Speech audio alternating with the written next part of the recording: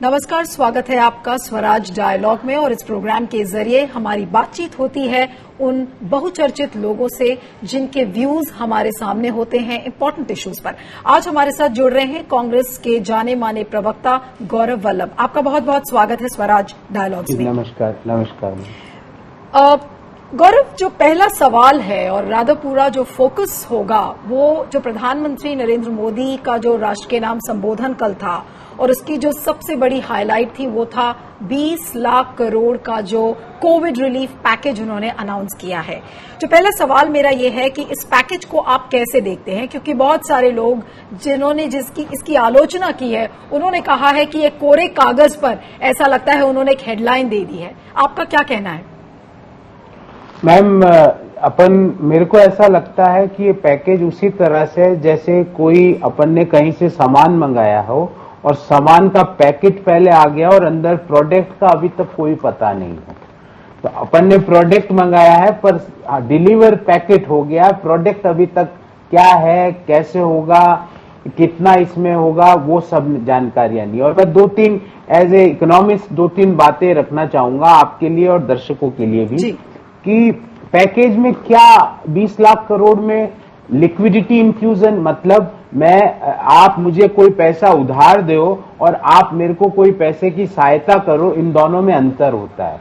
उधार मुझे ब्याज सहित आपको चुकाना पड़ेगा, पर जो आप मुझे सहायता करोगे वो मैं यूज कर सकता हूं, मुझे आपको जवाब वापिस पैसा देने की जरूरत नहीं है। तो लिक्विडिटी इन्फ्यूजन भी इस पैकेज का पार्ट है, क्योंकि ये तो प्रधानमंत्री जी ने कल ही बोल दिया था कि 20 लाख करोड़ कुल मिला के अब तक, जब आरबीआई के एक्शंस हुए हैं, 1,70,000 करोड़ का पहले एक अनाउंसमेंट हुआ, अब तक तो मैं आपको ये बताऊं, अब तक लगभग 8.5 लाख करोड़ रुपया आरबीआई का लिक्विडिटी इन्फ्यूजन हुआ है। लिक्विडिटी इन्फ्यूजन सहायता नहीं होती है, लिक्विडिटी आरबीआई बैंकों को देती है ताकि वो आगे कर्ज दें। तो जब कर्ज दिया जाता है तो ब्याज सहित उसको वसूला जाता है, वो भी इस पैकेज का पार्ट है। तो प्रधानमंत्री जी ने मान लिया। हाँ गौरव, आपके कहने का मतलब है कि जो रियल कैश फ्लो है, लोगों की हाथों में कितना पैसा जाएगा, आप उससे उस चीज को कंपेयर करेंगे या आंकेंगे? बिल्कुल मैम, जब तक लोगों के हाथ में किसी जनधन खाते या किसी पीएम किसान खाते या किसी पेंशनर खाते में कितना पैसा जाता है वो पैकेज है। बाकी तो अकाउंटिंग ट्रीटमेंट है मैम।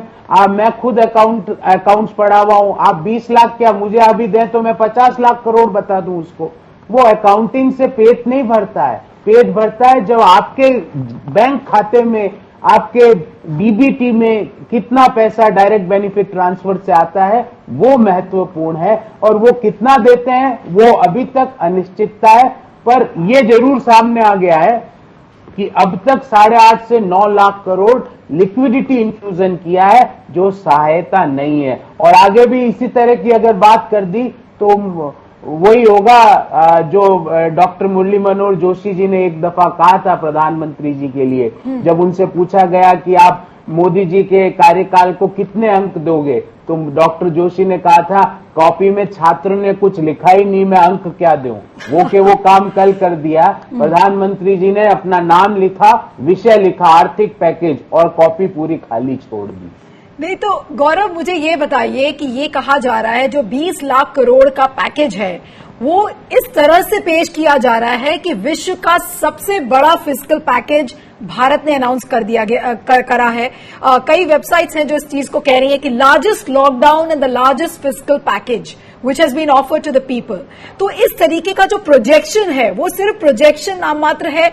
और क्या भारत की सरकार इस चीज को नहीं कह पा रही है, जैसा कि आपने भी कहा कि क्योंकि इसमें जो आरबीआई का जो लिक्विडिटी इन्फ्यूजन था वो भी इसमें इंक्लूडेड है, तो वो अगर उसका अमाउंट आप देखें तो लगभग 8 करोड़ के आसपास आ रहा है, 8 लाख करोड़ के आसपास आ रहा है। तो यानी कि भारत अब जो कल अनाउंसमेंट हुआ है उसके हिसाब से जो अब इन्फ्यूजन होगा वो सिर्फ 12 लाख करोड़ का है।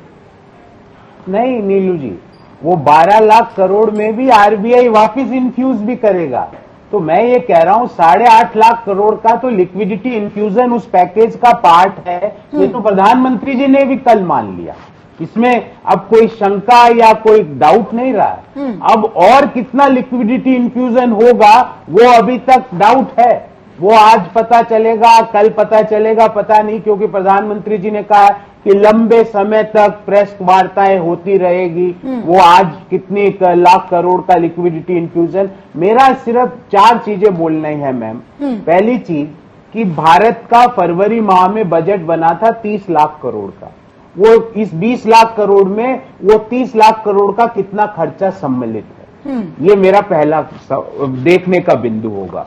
दूसरा, आरबीआई का लिक्विडिटी इन्फ्यूजन पैकेज नहीं होता। आप जबरदस्ती उसको पैकेज मान लो, आप कुछ भी कर सकते हो, पर टेक्निकली वो पैकेज नहीं हुआ। तीसरी बात, आप गारंटी के रूप में भी, जैसे मान लो मैं आपको कहता हूं कि आप लोन दे दीजिए आपके मित्र को, मैं आपको गारंटी देता हूं, तो मैंने कोई आपको पैकेज नहीं दिया ना पैसा दिया। अगर वो डिफॉल्ट करेगा तो आप मेरे से गारंटी के रूप में, तो गारंटी के रूप में सरकार ने कितना पैसा दिया। और चौथा और अंतिम, जो सबसे मुख्य बिंदु है पैकेज का, मेरे आईने से वही पैकेज है कि लोगों को डायरेक्ट रूप से कितना पैसा उनके हाथ में मिलता है, वो पार्ट ऑफ पैकेज है। लेकिन जो गौरव, जो अभी तक पैटर्न हमने देखा है, जो 1.7 लाख करोड़ का पैकेज भी जो पहले सरकार ने अनाउंस किया था, उसमें बहुत सारी प्री एग्जिस्टिंग चीजें थी जो सरकार उन्हें ऑफर कर रही थी, तो वो it was like a padding up exercise. तो आपको लग रहा है कि ये जो अब जो उन्होंने एडिशनल कहे या इसको बिना एडिशनल कहा जाए कि ये कोविड रिलीफ पैकेज है, इसे किस तरह से देखा जाए? जैसा आप कह रहे थे कि जो बजट आउटले, जो टोटल बजट आउटले था 30 लाख करोड़ का, क्या उसका हिस्सा है ये 20 लाख करोड़, या उसके अलावा इन्होंने एडिशनल अनाउंसमेंट किया है? इसे किस तरह से देखें? एक आम आदमी को नंबर्स और स्टैटिस्टिक्स इतने मायने नहीं रखते। हेडलाइन तो हमें मिल गई कि 20 लाख करोड़ का पैकेज का अनाउंसमेंट मोदी जी ने किया है, लेकिन हमारे हाथ में क्या आएगा? एक आम आदमी, आप इकोनॉमिस्ट है, एक आम आदमी को अगर मैं कहूं कि आप समझाओ, तो आप कैसे समझाओगे? कितने जीरोस के माध्यम से आप समझाओगे? मैं आम आदमी को मैं यही कहूंगा कि आपके खाते में जो पैसा आ जाए, आपकी नौकरी में जो छटनी हो रही है उसकी जगह आपके खाते में कुछ पैसा आ जाए, आपकी सैलरी में 40% कट हुआ है उसकी जगह आपके खाते में कोई पैसा आ जाए, वही पैकेज है। किसान जो अन्नदाता, उसके खाते में जो पैसा आ जाए 6,000 रुपए के ऊपर, क्योंकि 6,000 तो पीएम किसान की व्यवस्था की गई है बजट में। तो मैंने आपको ये भी अपनी बात में कहा था कि 30 लाख करोड़, क्योंकि पिछला जो 1,70,000 करोड़ का पैकेज था उसमें कई ऐसी मदद थी जो कि बजट ही था। जैसे मैं आपको बोलूं कि मैं ये भी बोल सकता हूं कि जो अभी मान लो संचार के माध्यम पे या टेलीकम्युनिकेशन पे मैंने जो खर्च किया वो भी पैकेज है, जबकि वो ऑलरेडी बजट आउटले का पार्ट था, तो वो पैकेज नहीं हुआ। पैकेज मेरा आम व्यक्ति को मैं यही कहूंगा, एडिशनल इंक्रीमेंटल आपके खाते में कितना पैसा सरकार डालती है वही पैकेज है। उसके बारे में अभी इस 20 लाख करोड़ में कहीं स्पष्टता नहीं है, पर 8.5 लाख करोड़ इसमें से लिक्विडिटी इन्फ्यूजन के हैं, जो एडिशनल इंक्रीमेंटल आपके जेब में, आपके बैंक खाते में पैसा नहीं आया। जो अभी जो करंट वर्कफोर्स है भारत की, वो 500 मिलियन बताई जा रही है, और जिसका जो 50% है, 50% of that population, which means 250 million लोग उसमें से ऐसे हैं या तो वो बेरोजगार हो चुके हैं और या तो फिर वो वेट कर रहे हैं कि वो वापस अपने काम पर कैसे लौटें। तो आज ये जो 50% वर्कफोर्स है 500 मिलियन की, आज उसकी जो चिंताएं हैं, क्या उसे सरकार इसे एड्रेस कर पाएगी? जो पिछला पैटर्न देखा गया है, आपको लगता है कि सरकार सक्षम रहेगी कि ये जो 50% वर्कफोर्स है इसकी कंसर्न्स को एड्रेस कर पाएगी सरकार? देखिए, जो 50% वर्कफोर्स की बात कही, क्योंकि मात्र अप्रैल माह में, सिर्फ अप्रैल माह को अगर मैं एक महीना मानूं तो सीएमआई का आंकड़ा आया है कि 12 करोड़ 20 लाख लोगों ने अपनी नौकरी खोई सिर्फ एक महीने में, और 2 करोड़ 22 लाख लोग भुखमरी में गए हैं पिछले 3 महीने में। ये यूनाइटेड नेशंस फूड प्रोग्राम का आंकड़ा है। तो अब उन लोगों को कितना, क्योंकि कल मुझे उम्मीद थी मैम, मैं आपको ये एज ए पॉलिटिशियन बात नहीं कर रहा हूं, एक हिंदुस्तानी के रूप में मुझे उम्मीद थी कि कितने लोग, लगभग 85 लोग अपने घर जाते हुए अपनी जान गंवा चुके हैं। वो प्रवासी मजदूर आज भी पैदल जा रहे हैं कच्चे रास्तों पे, क्योंकि सड़क किनारे जाते हैं तो पुलिस उनको मारती है, पकड़ लेती है। कच्चे रास्तों पे जा रहे हैं, उन सड़कों पे भी वो नहीं चल सकते जो सड़कें उन्होंने बनाई। उस रेलवे ट्रैक के किनारे जा रहे हैं जो रेलवे ट्रैक उनके पसीने से वहां पे बिछाया गया। तो उनके बारे में प्रधानमंत्री जी से मेरी उम्मीद थी कि वो कोई ऐसी घोषणा करेंगे कि भाई उनके खातों में मैं इमीडिएटली 7,500 10,000 रुपए डालने का एक अनाउंसमेंट। नहीं, लेकिन एक बड़ा स्वीपिंग सा स्टेटमेंट था प्रधानमंत्री नरेंद्र मोदी की तरफ से। उन्होंने कहा कि इस स्टिमुलस पैकेज में हर किसी के लिए होगा। उसमें एमएसएमईज भी हैं, स्मॉल स्केल इंडस्ट्रीज हैं, कॉटेज इंडस्ट्रीज हैं, माइग्रेंट लेबरर्स हैं, डोमेस्टिक हेल्प वर्कर्स हैं, सबका मेंशन किया था। तो इसे कैसे देखेंगे, कितना किसके पास आएगा? पहले भी इन्होंने ऐसी बात कही थी कि एमएसएमई का हमने पैकेज अनाउंस कर दिया, और किया क्या था कि सिडबी को बोला था कि आप 25,000 करोड़ हमसे लीजिए और एमएसएमई को लोन दीजिए। सिडबी की लिक्विडिटी बढ़ाने की बात की थी। अब मैं बार बार सरकार से कहना चाहता था as a economist, as a spokesperson of the Congress party, कि आपको लिक्विडिटी लोगों के खातों की बढ़ानी चाहिए और आप लिक्विडिटी बैंकों की बढ़ा रहे हो। आपको ऐसा क्यों लगता है कि इस आपदा के समय कोई आदमी लोन लेने जाएगा? उसको लोन की नहीं, उसको डायरेक्ट कैश सपोर्ट की जरूरत है। एमएसएमईज को लोन की नहीं, सबसे पहले डायरेक्ट कैश सपोर्ट दीजिए ताकि वो अपने एम्प्लॉइज को अप्रैल और मई महीने की सैलरी दें। वरना अभी एक रिपोर्ट आई है कि उत्तर प्रदेश के 90% एमएसएमईज ने अपने एम्प्लॉइज को मार्च महीने की सैलरी भी नहीं दी है। अप्रैल तो भूल जाइए आप, मार्च महीने की सैलरी। तो वो जब ही हो पाएगा जब आप डायरेक्ट कैश सपोर्ट, वेतन सहायता करोगे। दुनिया भर में मैम पे चेक प्रोटेक्शन प्रोग्राम चल रहा है। अमेरिका की बहुत एग्जाम्पल देते हैं ये सरकार, तो उनसे ये सीख लेते हैं ना कि पे चेक प्रोटेक्शन प्रोग्राम आज हर मध्यम आय वर्गीय व्यक्ति, चाहे वो कोई भी सेक्टर में हो, या तो उसकी नौकरी जा चुकी है या उसकी सैलरी में कटौती हुई है। गौरव, आपने एक बड़ा सिग्निफिकेंट पॉइंट बोला। आपने बोला कि भारत की जो सरकार है वो अपने कंपैरिजंस यूनाइटेड स्टेट से यानी कि अमेरिका से करती है, हम जर्मनी से कंपेयर करते हैं, हम बाकी देशों से कंपेयर करते हैं। और खासकर जो जीडीपी स्पेंड कल बताया है कि जीडीपी स्पेंड 10% है जो इन्होंने पैकेज अनाउंस किया है। लेकिन अगर अमेरिका का जीडीपी स्पेंड देखें तो वो 13% है। बाकी देशों ने, किसी ने 18% किया है, किसी ने 14% किया है।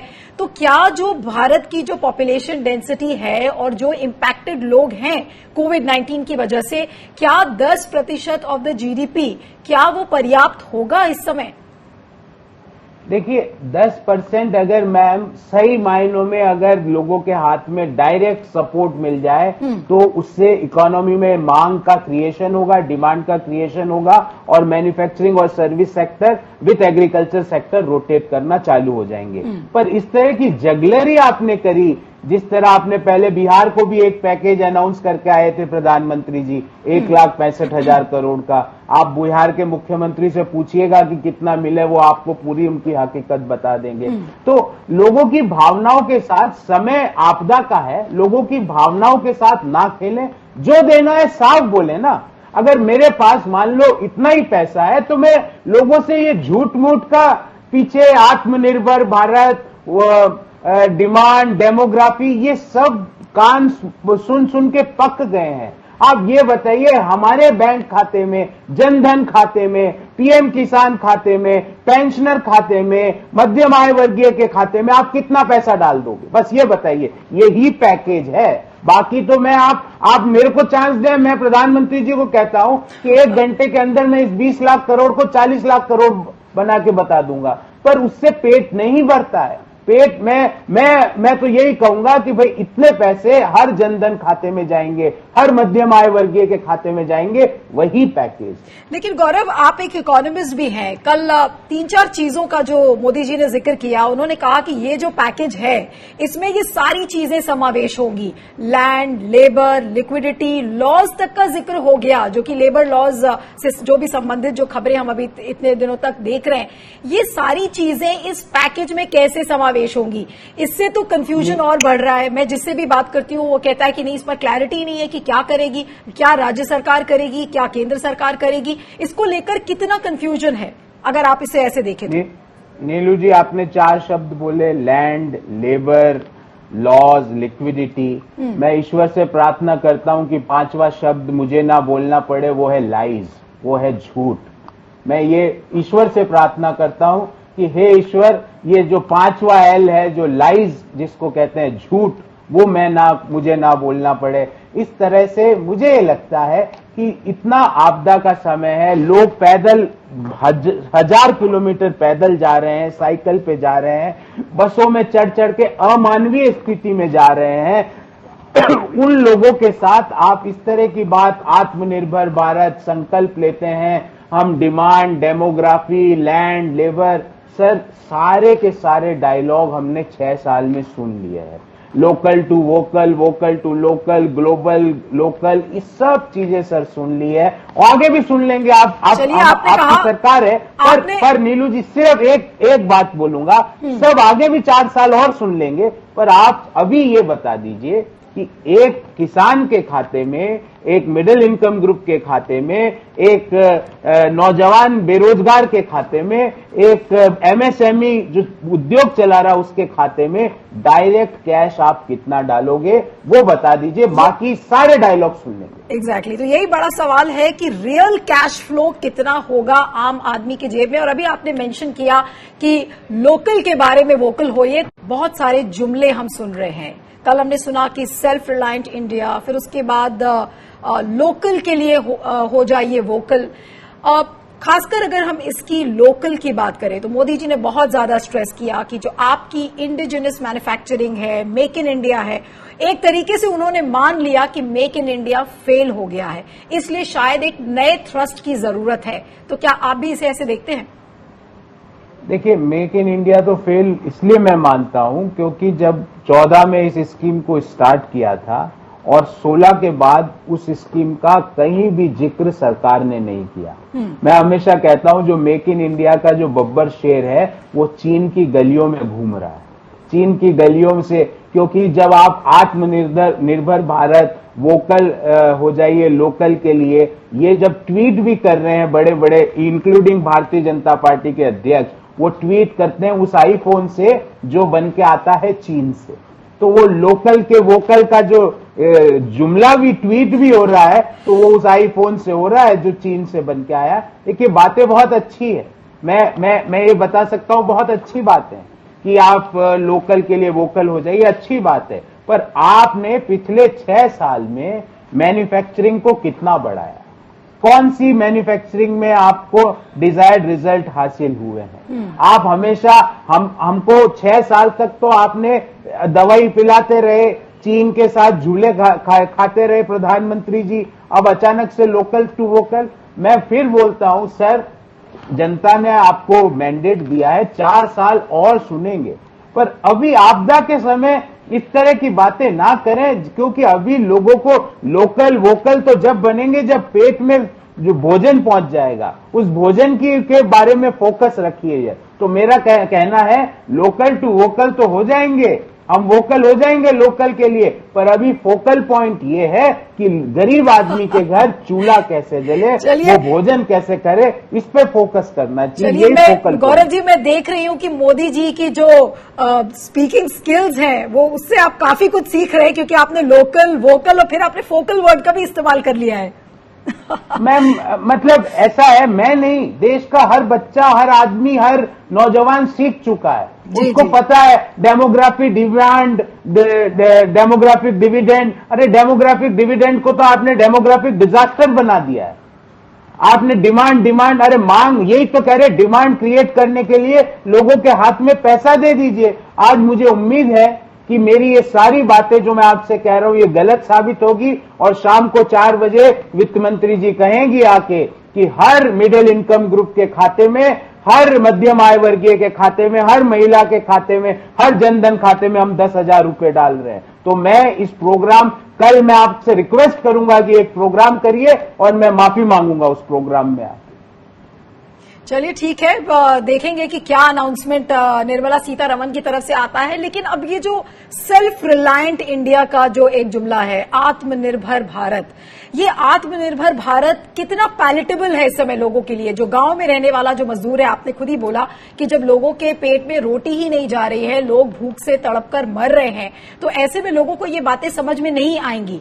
तो जब बड़े बड़े देश के नेता जो आत्मनिर्भरता की इस समय बात कर रहे हैं, तो वो क्या सिर्फ उनकी, अब इसे कैसे देखा जाए? क्या प्रायोरिटी सरकार की बदल गई है? क्योंकि अभी तक ये सुन रहे थे कि प्रायोरिटी आपकी हेल्थ है, आपका स्वास्थ्य है, कि किसी भी तरीके से आपकी जान बचानी है। लेकिन अब ऐसा लगता है कि जान तो छोड़ दीजिए, जान तो आपके हाथ में है, लेकिन अब सिर्फ इकोनॉमी को बचाना है। तो क्या हम इकोनॉमी को बचा पाएंगे इस आत्मनिर्भर भारत के स्लोगन से? देखिए, जब लॉकडाउन 1 लागू किया गया था तो कहा गया था, प्रधानमंत्री जी ने स्वयं ने आके कहा था कि 21 दिन में इस संक्रमण की चेन को हमको तोड़ना है। लॉकडाउन 2 में कहा गया कि काफी चेन टूट गई है, अब हम एक और लॉकडाउन कर रहे हैं, इस चेन को पूरा नष्ट कर देंगे। लॉकडाउन 3 के बारे में तो प्रधानमंत्री जी आए ही नहीं, और कल लॉकडाउन 4 बोले कि उसका अलग रंग होगा, मिजाज होगा, पता नहीं कहां कौन सा रंग होगा, क्या मिजाज होगा। ये प्रधानमंत्री जी के शब्द हैं। अब मुझे उसके बाद प्रधानमंत्री जी के साइंटिफिक एडवाइजर हैं डॉक्टर पॉल, उन्होंने कहा 16 मई के बाद आपको संक्रमण मिलेगा ही नहीं। जो प्रधानमंत्री के साइंटिफिक एडवाइजरी कमेटी के मेंबर है और एम्स के डायरेक्टर है डॉक्टर गुलेरिया, उन्होंने कहा अभी तो पीक जून जुलाई में आएगा। अब मुझे ये समझ में नहीं आ रहा, प्रधानमंत्री जी ने ना तो टेस्टिंग के बारे में अपनी राय दी, ना वो क्या उस संक्रमण को कैसे हम खत्म करेंगे। एक बात बार बार कही कि इस संक्रमण के साथ रहना सीख लीजिए। अब नीलू जी, हम तो सीख लेंगे, पर संक्रमण हमारे साथ नहीं रहता, वो हमको मार देता है। हमारे साथ रहने हम तो तैयार है रहने को, पर वो संक्रमण हमारे साथ नहीं रहता, वो हमारी जान ले लेता है। तो उसके बारे में आपने कुछ बोला नहीं, और 20 लाख करोड़ की आपने एक कैजुअल वे में बात करी और बोला वित्त मंत्री जी बताएंगे आके। मुझे उम्मीद है कि वित्त मंत्री जी कोई ठोस बातें करेंगे। ये liquidity infusion, guarantee, reserve bank का जो मॉनेटरी स्टिमुलस, इनके अलावा 20 लाख करोड़ रुपया अगर सरकार देती है तो ये बहुत अच्छी चीज हो सकती है। आपने एक बात जो कही अभी कि डॉक्टर गुलेरिया का स्टेटमेंट आता है कि जो पीक सीजन है कोरोना का वो mid last week of May या जून में दिखेगा। उसके बाद WHO के जो हेल्थ एक्सपर्ट्स हैं वो भी ये कह रहे हैं कि नहीं, जो सरकार है, जितनी भी सरकारें हैं विश्व की, उन्हें एक्स्ट्रा विजिलेंट होना चाहिए। अभी एंथनी फॉसी जो अमेरिकन टॉप हेल्थ एक्सपर्ट हैं, उन्होंने कहा कि इकोनॉमी को खोलना बिल्कुल ठीक नहीं है। उनकी सेनेट में हियरिंग भी हुई थी, सारे अखबारों में उसके बारे में मेंशन्ड है। तो ऐसे में क्या भारत सरकार वाकई में कोई लेसन्स ले रही है? क्योंकि अगर आप हाल में जो ब्रीफिंग्स हो रही है सरकार की, अगर कोई भी रिपोर्टर उठकर खड़ा होकर ये पूछता है कि has the curve been flattened, ये कर्व की जो हम बात कर रहे हैं कि कर्व को फ्लैट कर दिया गया है, तो उस कर्व की तो कोई बात ही नहीं करता। तो क्या ऑपोजिशन इस बात को उठाएगा कि अगर हमें कोरोना के साथ जीना सीखना चाहिए तो कैसे? क्या आप जैसे लोग इस चीज को वोसिफरसली उठाएंगे पुरजोर तरीके से? क्योंकि लोगों को तो मरने के लिए छोड़ दिया गया, ऐसा लग रहा है। मैम, हमने बार बार एक बात कही है कि इस वायरस को टैकल करने के लिए आपको जोन वाइज बात करनी पड़ेगी, और इकोनॉमी को टैकल करने के लिए सप्लाई चेन के जोन्स वाइज बात करनी पड़ेगी। हमने बार बार बात कही है कि लड़ाई राज्य सरकारें लड़ रही है, और मैं ये जिम्मेवारी से बोल रहा हूं नीलू जी, इंक्लूडिंग भाजपा की राज्य सरकारें, वो भी बड़ी लड़ाई लड़ रहे हैं।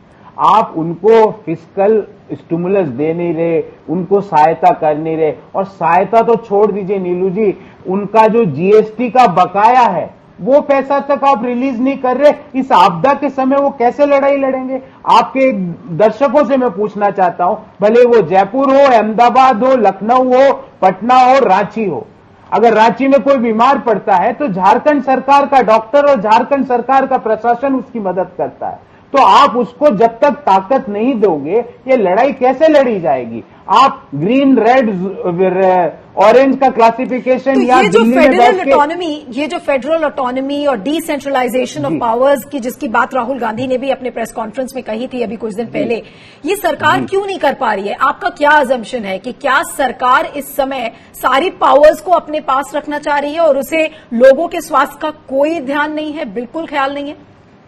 देखिए, ये तो कि उनको ख्याल है कि नहीं ये मुझे नहीं पता, पर ये बात निश्चित है कि वो राज्यों के साथ मिलके लड़ाई नहीं लड़ना चाहती। राहुल जी ने तो ये भी कहा था कि राज्य नहीं, जो डीएम है वो भी इस लड़ाई में उतने ही शरीक होने चाहिए जितने प्रधानमंत्री है, क्योंकि रेड, ऑरेंज, ग्रीन क्लासिफिकेशन एक डीएम ज्यादा अच्छे से बता सकता है, एक सीएम ज्यादा अच्छे से बता सकता है। अगर झारखंड की मैं एक एग्जांपल दूं कि चाईबासा के संक्रमण के बाद वो ऑरेंज होगा, रेड होगा कि ग्रीन होगा, तो वो मुख्यमंत्री और डीएम बता सकते हैं, या निर्माण भवन में बैठ के या पीएमओ में बैठ के प्राइम मिनिस्टर सर नहीं बता सकते। इस बात को कई राज्य सरकारों ने इनफैक्ट कहा है कि हेल्थ एक स्टेट सब्जेक्ट है और एक राज्य अपने एरियाज को, अपने जोन्स को ज्यादा करीबी से जानेगा, ना कि केंद्र सरकार। तो लास्ट में अगर चलते चलते मैं आपसे एक लाइन का सजेशन पूछूं कि आप मोदी जी को क्या सजेशन देंगे, तो गौरव क्या होगा?